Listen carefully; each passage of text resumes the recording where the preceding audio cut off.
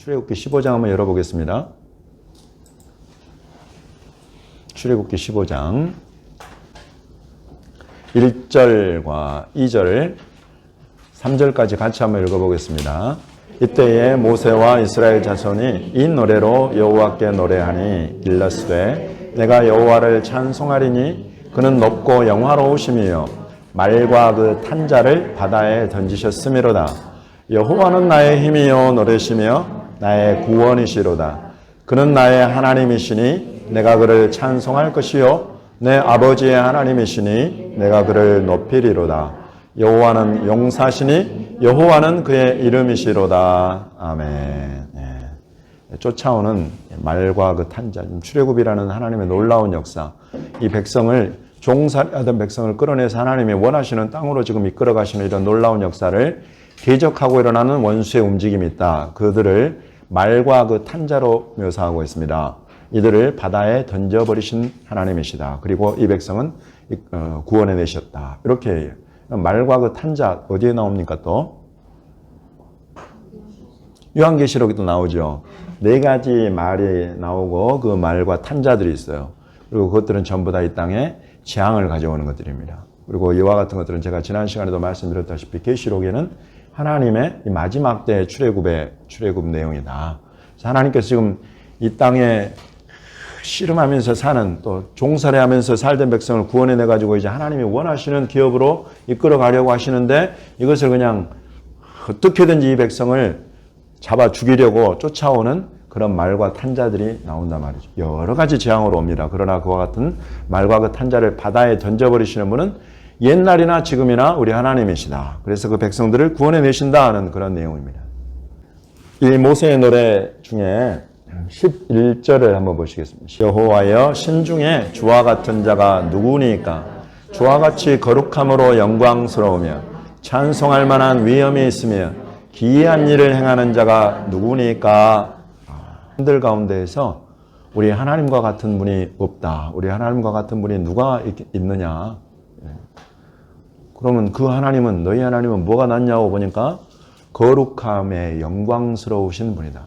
우리 하나님과 같이 거룩한 그런 분이 없다. 또 우리 하나님과 같이 영화롭고 영광스러운 분이 없다. 찬송을 받으실 만한 위엄이 있는 그런 신이 어디 있느냐. 우리 하나님뿐이시다.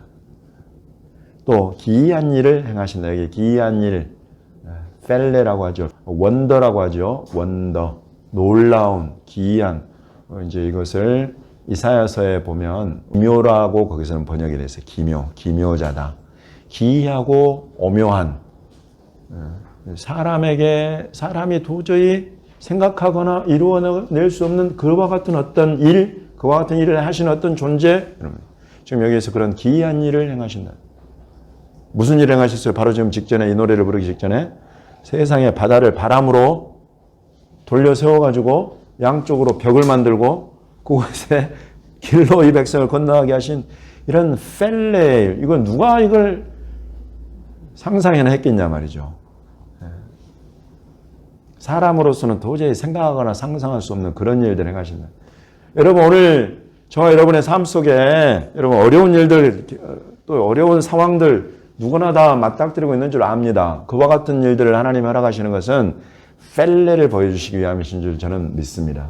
오늘 우리 주님이 살아가는 순간마다 호흡과 같이 그냥 어려운 일들이 오는데 그와 같은 것들은 전부 다 하나님이 얼마나 좋은 분인가, 얼마나 좋은 것들을 주기 원하시는가, 또 얼마나 크고 위대한 생각할 수조차 없었던 어떤 길을 내시기 위해서 저와 여러분 앞에 이런 일들을 허락하시는 것이다.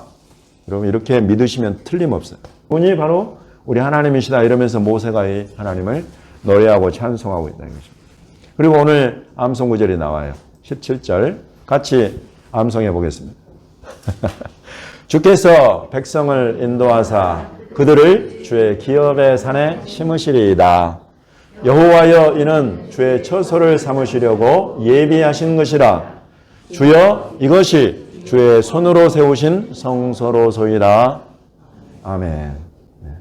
지금 하나님께서 이스라엘 백성을 종살이하던 땅에서 노예 생활을 하던 이 백성을 그 땅에서 끌어내가지고 지금 놀라운 역사를 이루시는 이 출애굽의 역사를 왜 이루시는가? 그 비전이 여기 딱 나와 있어요. 이렇게 백성을 인도하시는 것, 끌어내시는 것은 그들을 어떻게 하기 위해서다? 심기 위해서다. 심기 위해서. 어디에다 심어요? 주의 기업의 산에. 산에다가 심어버려. 지금 하나님은 참 희한해. 산이 중요해. 그래서 어떤 신학자들은 야, 여호와 하나님은 산신이다 그래. 산신. 하나님의 중요한 일들이 다 산에서 일어나거든. 여러분, 산을 왜 지으셨나? 산을 우연히 지으신 하나님이 아니에요. 이스라엘에서 가장 높은 산이 어디입니까? 헐몬산이죠. 헐몬산에 올라가 보면 그것도 이렇게 예배하고 찬송하고 그러면서 올라가 보면 그곳에 올라가면 놀라운 일들을 한 가지씩은 반드시 경험하고 내려와요. 에이, 목사님 설마. 진짜예요. 예배로 올라가고 찬양으로 올라가잖아요. 헐몬산에서는 반드시 하나님께서 뭔가를 경험하게 하세요. 어찌됐든 이스라엘의 산들도 다녀보면 다녀볼수록 곳곳에 굉장히 전략적으로 중요한, 영적으로 또 지리적으로 군사적으로도 중요한 전략적인 가치가 있으면서도 또 그곳에 이 하나님의 놀라운 계획하심이 있어요. 그와 같은 것들이 드러나고 풀어지는 그런 것들이 산이에요. 지금 이곳에서 하나님도 이 백성을 이끌어가서 어디다가 심을 거냐면 산에다가 심을 거예요. 예루살렘에 있는 산이 크게 중요한 산이 3개가 있어요. 3개가 있어요. 그 중에 특별히 지금 이곳에서 말하는 이 산은 그 3개 중에 성전산이라고 부르는 산이에요. 그 성전산, 그것을 여러분 성전산이라고 부르기 전에 성경에서 무슨 산이라고 불렀는지 기억나세요? 모리아산이라고 해요. 모리아산. 모리아산. 예. 하나님이 이 모리아산에서 중요한 일을 하나 행하셨는데 자기가 가장 사랑하고 아끼는 친구가 이 땅에 살았는데 그 친구를 모리아산에 딱 데리고 가서 그곳에서 경험하게 하신 일이에요. 아브라함과 이삭. 아브라함한테 이삭을 번제로 드리라고 한 산, 그 산이 모리아산이에요. 모리아산이 성전산이에요. 왜냐하면 역대하 3장 1절에 솔로몬이 하나님의 집 성전을 지었다 한 그 배경이 되는 산이 모리아 땅에 있는 산, 모리아산. 그렇게 딱 나와버려요. 그 성전산이 모리아산이고 그 모리아산이 바로 아브라함 이삭 사건이 있었던 산이요. 다윗이 아라우나의 타작 마당에 그 전염병으로 수천 명이 죽어나가던 때에 번제를 드리던 딱 그곳이 바로 이 모리아산, 성전산. 그곳까지 백성을 하나님이 이끌어 가셔서 그곳에 이들을 심어버린다면 오늘날 성전산에 올라가 보면 성전산을 가득 만약에 사람으로 다 채운다고 해도 여튼 100만을 채울 수가 없어요. 100만을 그 위에 세울 수가 없어. 근데 지금 여기 200만을 끌고 가는데 이들을 하나님의 기업의 산에다가 탁 심어버리려고 한다. 보면 여호와여 이는 주의 처소를 삼으시려고 예비하신 것이다. 이들을 이렇게 끌고 가시는 것은 그들을 뭘 삼으시겠냐고 한다면 그들을 처소 삼으시고 그들을 집을 삼으시려고 하나님이 이끌어내신다. 이스라엘 백성을 하나님이 하나님 집으로 삼으려고 실은 이끌어 가시는 것이다. 그것의 1차적으로 목표가 어디냐면 성전산, 모리아산. 그곳에 하나님의 집을 짓고 그곳에 하나님을 예배하는 하나님의 예배 공동체를 그곳에 세우시고 그리고 이제 이스라엘 전체를 하나님이 성소 삼으시려고 집을 삼으시려고 지금 이끌어 가시는 것이다. 주여 이것이 주의 손으로 세우신 성소로소이다. 그 성전산에 하나님의 집을 세운 사람은 솔로몬이죠.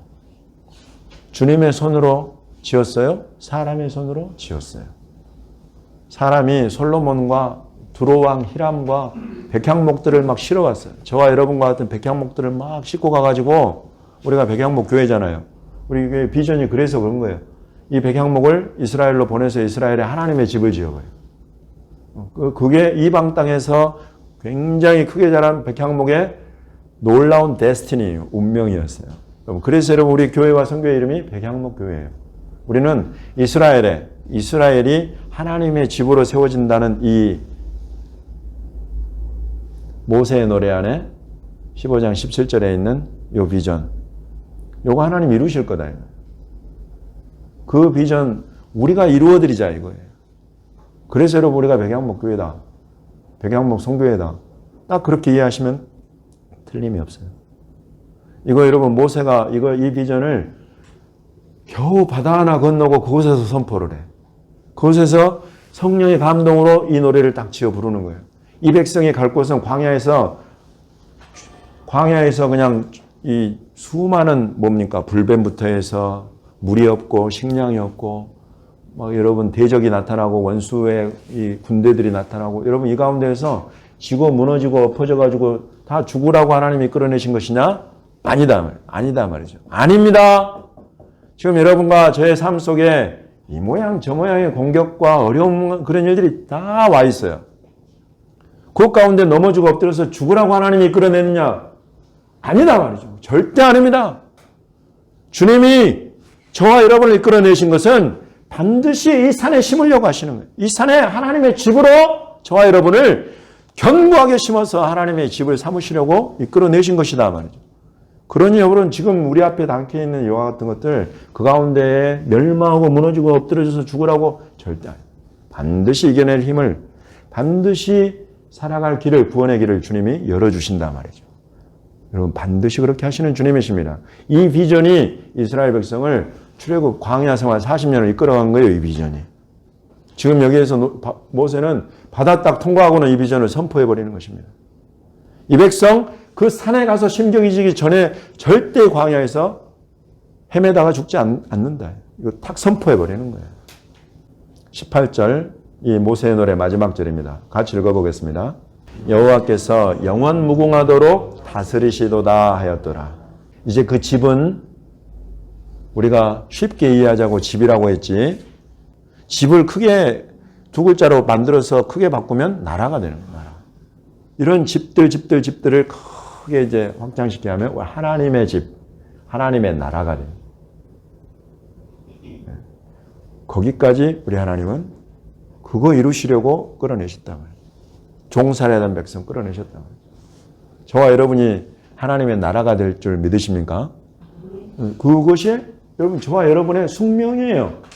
예수 그리스도를 내가 입으로 예수님이 나의 주님이시다, 나의 구원자이시다 고백하는 모든 사람들은 절대로 여러분이 두려워하는 것들에 져가지고 헤매다가 엎어져서 어디서 죽는지도 모르게 죽을 그런 사람들 아니다 말이죠. 우리는 하나님의 아들, 딸이 되어서 하나님의 집에 들어가고 결국 하나님의 나라가 그 나라의 기업을 누리게 되는 저와 여러분은 하나님의 나라에서 기업을 받는 자로 나타나고 드러나게 될 것이다. 여러분 이것이 모세의 노래가 우리에게 보여주고 있는 확실한 비전입니다. 기록 15장 3절 하나님의 종 모세의 노래 어린 양의 노래를 불러 이르되 주 하나님 곧 전능하신 이시여 하시는 일이 크고 놀라우시도다. 만국의 왕이시여 주의 길이 의롭고 참되시도다.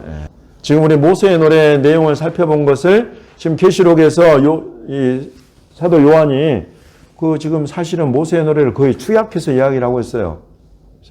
주 하나님 곧 전능하신 이시여 하시는 일이 크고 놀라우시도다. 펠레 전능하신 신들 가운데 이런 하나님 없다. 만국의 왕이시여 주의 길이 의롭고 참되시도다. 이제 그가 여호와께서 영원무궁하도록 다스리신다. 아까 모세의 노래 끝부분이 그랬는데 그럼 이스라엘만 다스리신가 했더니 지금 이곳에서는 만국을 다스리신다. 4절 같이 읽어보겠습니다. 주여 누가 주의 이름을 두려워하지 아니하며 영화롭게 하지 아니하오리까 오직 주만 거룩하시니이다. 주의 거룩하신 의로우신 일이 나타났음에 만국이 와서 주께 경배하리이다 하더라. 아멘. 지금 아까 우리 출애굽기 15장 11절에 있었던 미카 모카 그런 찬양이에요. 지금 여기 15장 4절도 주여 누가 주의 이름을 두려워하지 아니하며 이러면서 똑같이 15장이죠. 비교해서 보기도 좋아. 참 재밌어요. 그러면 여러분 모세는 그 바다를 건너고 이 노래를 지었다고 그랬는데 이 지금 이 어린 양의 노래 요거는 어디를 건너고 요걸 지었어요? 2절 같이 읽어보겠습니다. 또 내가 보니 불이 섞인 유리바다 같은 것이 있고 짐승과 그의 우상과 그의 이름의 수를 이기고 벗어난 자들이 유리바다 가에 서서 하나님의 검은고를 가지고 부른 노래다. 이게. 여기도 바다를 건넌 거예요. 바다를 건너고 나서 이 노래를 부른 거예요. 이 무슨 바다인가 하고 보니까 막 불이 섞인 유리바다다 그래. 불이 섞인 유리. 불이 섞인 바다. 그냥 바다만 해도 막 파도만 해도 무서운데 그 속에 불이 섞여 있으니 이 바다가 얼마나 무서웠겠어요. 근데 유리바다 그래. 유리바다. 하나님의 임재 앞에 나와요. 유리바다가. 참 희한한 표현이야. 불이 섞인 유리바다. 그리고 그 바다를 지나고 지금 바닷가에 서서 이 노래를 부른단 말이죠. 이 바다가 어떤 바다인가 하고 조금 더 보니까 짐승과 그의 우상과 그의 이름의 수를 이기고 벗어난 자들. 그래서 불이 섞인 유리바다는 지금 짐승과 그의 우상과 그의 이름의 수와 싸우는 그런 싸움이 있는 바다구나 하는 것을 우리에게 알려주고 있어요.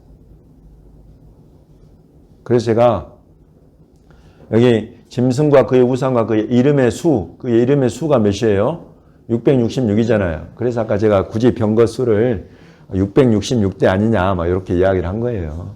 성경은 말하지 않지만 이전에 하나님께서 하나님의 백성들을 쫓아온 그런 군대 잡아 죽이려고 오잖아요. 절대 살리고 도와주려고 오는 군대 아니에요. 엄청난 규모예요.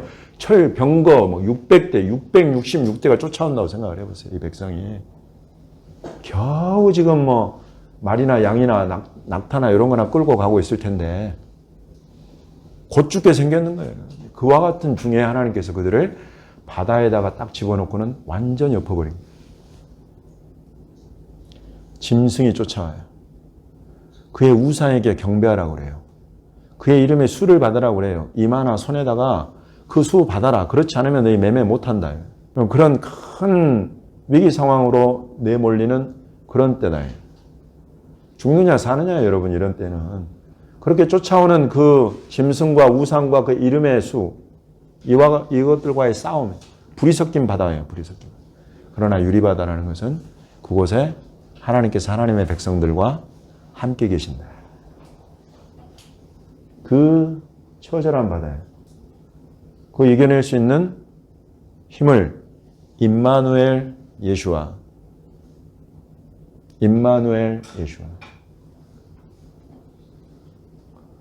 여러분 우리가 지금 이 666 짐승과 그의 우상에게 경배하는 그와 같은 때로 들어갔든지 들어가지 않았든지 실은 하나님의 백성들은 전부 다 이와 같은 전쟁.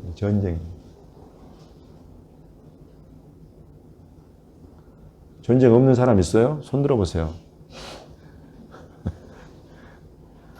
특히나 이스라엘과 어떤 중요한 하나님의 나라 일들을 풀어가려고 할 때는 반드시 영적 전쟁은 그냥 항상 동반된다, 수반된다 이렇게 보시면 딱 맞아요. 그냥 그게 딱 맞아요.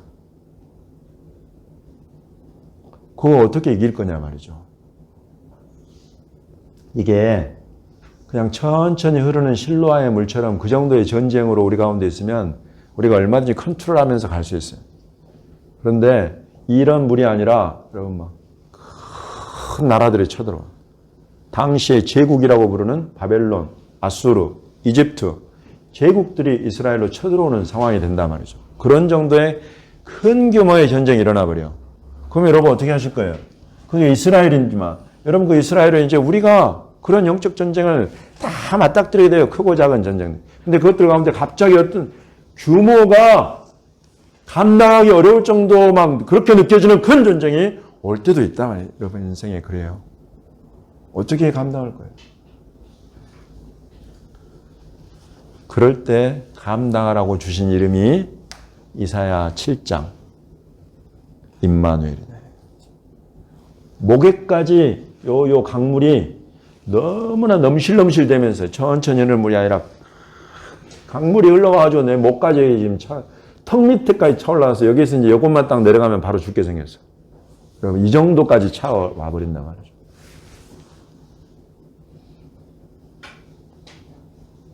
여러분 우리 개개인의 삶 가운데도 그렇지만 이제 하나님의 집, 하나님 나라 교회 앞에 여기까지 턱 밑에까지 차오르는 것. 그것이 여러분 지금 이곳에서는 짐승과 그의 우상과 그의 이름의 수 이것과의 싸움을 여기까지 오게 될 거다. 어떻게 이길 거예요? 임마누엘 예수아로 이겨라 이것입니다. 임마누엘의 펴는 날개가 저와 여러분을 쑥 건져내가지고 그 날개에 태워서 이 강물을 싹 날아서 지나가게 하신다. 그게 이사야가 예언한 내용이에요. 임마누엘의 펴는 날개. 우리로서는 그런 구원을 생각해낼 수도 없는 그런 상황인데 주님 앞에는 기이한 일을 행하시는 펠레의 기적을 행하시는 우리 주님께는 모든 구원하시는 방법이 다 있다 이것입니다. 꼴딱꼴딱 하고 있는데 쓱 뽑아 올려서 그 날개에 탁 태우고는 쫙 날아가게 해버리죠. 이런 방법을 누가 생각해낼 수나 있겠냐 말이에요. 우리 하나님께는 이런 방법이 있다. 숨이 꼴딱꼴딱 차는 사람들 절대 혼자 하지 마시고 그런 상황에는 꼭 옆에 중보에 부탁을 하십시오. 지금 제 형편과 상황이 이렇습니다. 도와주십시오. 기도로 도와주십시오. 오늘 함께 이 사람을 쫙 끌어올리는 일을 여러분 기도자들이 하는 거예요. 좌우에서 딱 팔을 잡고 쫙 뽑아 올리고 주님 임마누엘 예수와의 그 등에 딱 태워버리는 이 사람을. 이 사람이 그 위에서 한번 큰 위기를 벗어날 수 있어요. 이런 것들이 임마누엘 예수와다. 어린 양의 노래. 지금 이와 같은 싸움을 넉넉히 이기하시는 분은 바로 하나님의 어린 양 예수와 임마누엘 예수와 그가 이 불이 섞인 유리바다를 이와 같이 임마누엘의 펴는 날개로 우리를 업어서 이끌어내신다. 그리고 딱 이 떨어져서 이제 보면서 이 노래를 부르는 거예요. 이제 곧 만국의 왕의 통치가 나타나게 될 것이다. 여러분 이게 출애굽 때도 그 홍해바다 지나고가 출애굽의 완성이 아니라는 거 기억하십시오. 기억하십시오. 제가 참 이런 말씀을 드려서 너무 죄송합니다만은 짐승과 그의 우상과 여러분 이런 표를 받고 안 받고 막 또 그 이름의 숫자와 싸우고 막 이런 것들이 끝이 아니라는 거예요. 죄송합니다. 이런 말씀을. 이게 끝이 아니에요. 이제 시작이에요. 그러므로 항상 여러분 마음을 담대하게 하십시오. 장거리를 생각하십시오. 이런 일들을 지나고 나서 하나님의 큰 재앙의 일들이 또는 다루시는 여러분 우리 지난 시간에 본 10가지 재앙과도 같이 이 땅을 찾아오는 여러 가지 재앙들이 이 땅에 또 부어져요. 그 속에서 이스라엘 백성들이 광야 생활이 이제 40년이 열려 그것들을 지나고 들어가게 됩니다. 주님도 이와 같은 일들이 일어나는 것을 보거든 머리를 들어라. 머리를 들어라 담대하게. 그러나 그것이 재난의 시작인 줄을 알아라. 이렇게 말씀하세요. 그래서 여러분 헤쳐나갈 길이 만만치가 않습니다. 그만큼 이 마지막 때 우리 주님이 다시 오시기 직전에 일어나는 이런 원수마귀의 이 바다에서 올라오고 땅에서 올라와서 성도들의 대적하는 진을 저서 성도들, 교회들과 싸우려는 이와 같은 세력은 절대 작지 않아요. 단순하지 않아요. 그래서 여러분 우리가 지치지 말고 서로 조금씩 도와주면서 이 마지막 때 우리 주님이 다시 오시기 직전에 일어나는 이런 큰 환난의 때를 우리가 함께 들여다보면서 우리의 속한 바는 이 땅과 바다가 아니요 하늘에 속해 있다는 것을 우리가 확신하고 주님 말씀하십니다. 너희 하늘에 속한 자들아 너희는 이 땅과 바다에서 망할 자들이 아니요 하늘 하나님의 나라에 반드시 기업을 누릴 자들이니 너희는 이런 모든 재난과 환난 가운데에서 기뻐하고 즐거워하라. 기뻐하고 즐거워하라 이렇게 말씀하십니다. 여러분 저와 함께 감정과 상관없이 이 말씀에 순종해서 기뻐하고 즐거워하기로 결단하시기를 예수님의 이름으로 축원합니다. 기뻐하십시오. 즐거워하십시오. 우리 주님이 임마누엘 예수와로 반드시 도와주시고 구원하시고 이김을 승리를 주실 것입니다. 이 바다를 벗어나서 함께 이 노래를 부르게 될 것입니다. 여러분 마지막으로 우리 14장 계시록 14장 읽고 마치겠습니다. 드디어 시온산이 나와요. 시온산에 어린 양과 함께 서 있는 자들. 산 이야기는 산에다가 심는다 그러잖아요. 산이 항상 중요해. 또 내가 보니 보라 어린 양이 시온산에 섰고 그와 함께 14만 4천이 서 있는데 그들의 이마에는 어린 양의 이름과 그 아버지의 이름을 쓴 것이 있더라.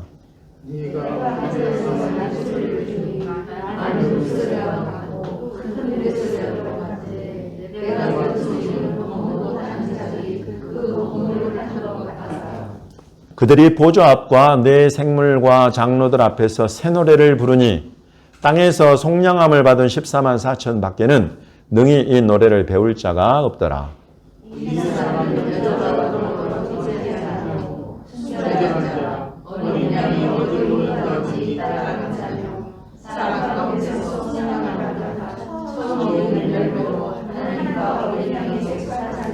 같이 읽겠습니다. 그 입에 거짓말이 없고 흠이 없는 자들이더라. 아멘. 시온산의 어린 양과 함께 선 14만 4천 주께 속량, 구속함을 받은 자들이다. 여러분 이들은 부활의 첫 열매 안에 들어간 자들을 말하는 것입니다. 부활의 첫 열매. 우리가 부활을 다른 표현으로 속량이라고 표현할 수가 있어요. 성경적으로. 그래서 첫 열매. 우리가 첫째 부활이 있고 둘째 부활이 있어요. 근데 지금 이곳에서는 첫째 부활에 참여한 자들을 말하는 것입니다. 이 사람들은 여자와 더불어서 더럽히지 아니하고 성경에 여기 계시록에 나오는 음녀, 그 음녀의 모든 교훈과 음녀의 모든 주장과 또 권세에 넘어가지 않고 순결하게 어린 양께 붙어있는 자들이다. 절대 이 이마와 손을 내주지 않아요. 이마에 어린 양의 이름을 딱 새기고 아버지의 이름을 딱 쓰고 여기에 어떤 형태로든지 짐승의 이름이 틈타지 못하도록 지키면서 속량함을 받아 처음 익은 열매로 하나님과 어린 양에게 속한 자들이다. 이제 이들은 주의 복음과 말씀을 주의 이름을 위해서 목숨까지도 아끼지 않은 자들을 말하는 것입니다. 그래서 이들은 순교의 피를 흘리는 자들도 있고 또 순교의 피를 흘림과도 같은 그와 같은 삶을 사는 자들, 이들은 이제 첫째 부활에 합당한 자들이어서 이들은 어린 양의 부활의 첫 열매로 시온산에서 우리 어린 양과 함께 통치하는 그와 같은 자들로 나와요. 그래서 우리가 여기에서 14만 4천은 이스라엘 12지파의 막 1만 2천 그런 정도 아니냐? 절대 아닙니다. 이제 어린 양의 재림과 연관되어서 그런 14만 4천, 12 곱하기 12, 1만 2천 이런 안에는 아까 우리도 처음에는 이스라엘 나라였지만 이제 만국, 모든 나라, 만왕의 왕의 주권과 권세로 오신 분, 그의 통치함을 받는 이런 모든 나라 안에서 우리 첫째 부활에 참여한 자들을 말하는 것입니다. 그래서 여러분 이렇게 주님은 참 자기 피로 값주고 사신 백성들이지만 그 안에 누가 자기를 목숨처럼 여기고 목숨조차도 아끼지 아니하고 누가 자기와 자기의 말씀을 위해 자기 이름과 말씀을 위해서 목숨 걸고 따랐는지를 주님은 알아주셔요. 대충 난 예수 믿어 하고는 예수님의 말씀이나 가르침과 아무 상관없이 살아버리는 사람들, 그리고 예수를 믿기만 하면 다 끝이요 라고 말하는 사람들, 여러분 이런 것들 보면 분명히 달라요. 첫째 부활에 참여하는 자가 있고 마지막 때에 부활에 참여하는 자가 있어요. 부활은 순서가 있다고 제가 항상 말씀드렸습니다. 고린도전서 15장에서 이야기를 합니다. 저와 여러분을 돌아보십시오. 나는 첫째 부활 얻기에 합당한 사람인가? 나는 끄트머리로라도 그냥 주님 나라에 가기만이라도 했으면 좋겠어. 예, 그럴 수도 있어요. 그럴 수도 있어요. 그러나 성경이 분명히 말하는 것들, 그 영광스러운 것이 다르다. 그 영광이 다르다. 이런 영광을 사모한다고 한다면 이 세상에 횡행하는 그런 음녀와 더불어서 혼합되고 타협하고 섞여서 이렇게 살아가는 것들 끊어버리고 그가 세우고 이루기 원하시는 그와 같은 일들, 그와 같은 공동체, 그것 딱 그 안에 서서 주님이 다시 오실 재림의 그 큰 길 대로를 준비하느라고 우리의 모든 것을 다 내어드릴 수 있는 그런 사람들은 주님이 알아주신다. 그래서 저는 저와 여러분이 그렇게 주님이 알아주시는 사람들로 다 세워져 가기를, 예수님의 이름으로 축복합니다. 정말 주님이 인정하고 주님이 알아주고 주님께 칭찬받는 그와 같은 이 마지막 때의 용사들, 전사들로 한 분 한 분이 기름 부음 가운데 세워지시기를 예수님의 이름으로 축원합니다. 아멘. 기도하겠습니다.